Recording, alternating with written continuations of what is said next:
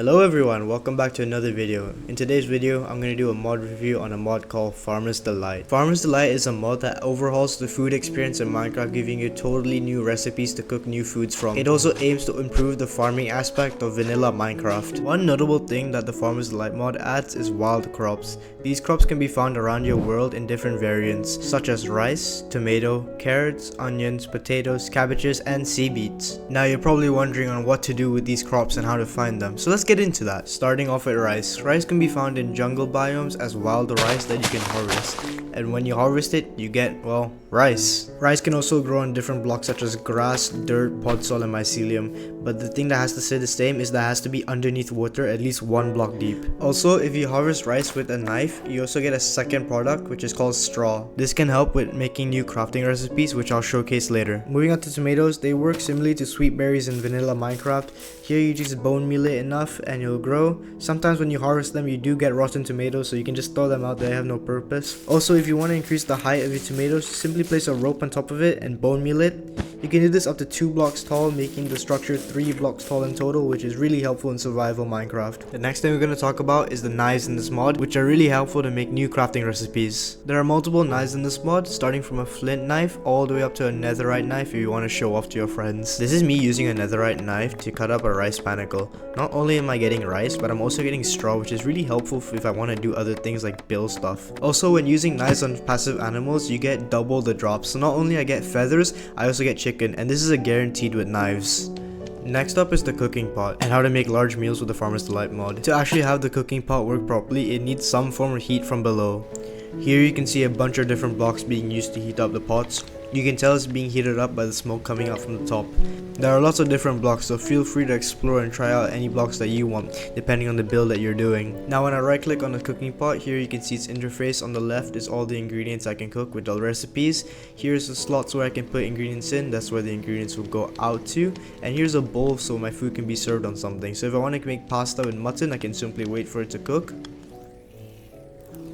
And now the food is done, but as you can see, it says served on a bowl, which means I now have to get my bowl and place it down, and here you go. I can see the pasta is ready, and also the bowl is dispensed on the side so you can use it later. Next up is how to use a skillet. Just simply place it down on a stove or any heat source block and place your food in, and it will slowly start to cook. The food will then be displaced to the side where you can collect and eat it if you want. But the real power with the skillet is this ability to cook over campfires. Simply just hold the food in your offhand, right click above a campfire, and there you go, the food just cooks in itself.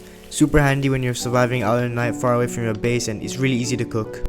If you don't have a skillet, that's alright. You can actually use a stove to cook your food. It's actually better than a campfire, being able to cook 6 pieces of food instead of 4 like a campfire. However, it does feel like it takes a bit longer, but I think that's a good trade-off, to be honest with you. Lastly is the cutting board. You can use this block to manipulate other blocks, such as me now using an axe to strip logs and get bark. Here I'm also using the knife to cut beef into sliced beef. Also, this is another showcase on how the cutting board can be used. Another thing I want to talk about is the soil. In Farmer's Delight, you can create this thing called organic compost, which will turn into rich soil, and once you till it, it becomes super soil. Basically, nothing can break the soil apart from you, even when you jump on it, which is super helpful against mobs fighting. There are currently 2 ways to craft this compost soil, so here they are on the screen right now.